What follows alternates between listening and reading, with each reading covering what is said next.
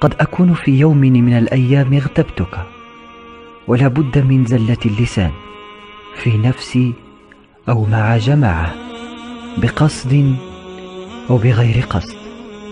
أتمنى أن تسامحني إذا كنت اغتبتك، فقد علمت أن الله عز وجل لن يغفر لمن اغتاب حتى يسامحه المغتاب.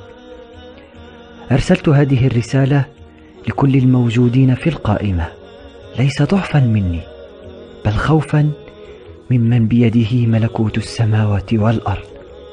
فإذا سامحتني أعد إلي الرسالة، هي دعوة للتسامح، فلنصفي أنفسنا.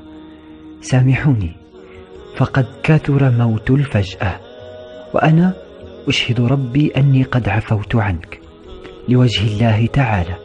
دعوها دعوة للتسامح والتصافي قبل رمضان.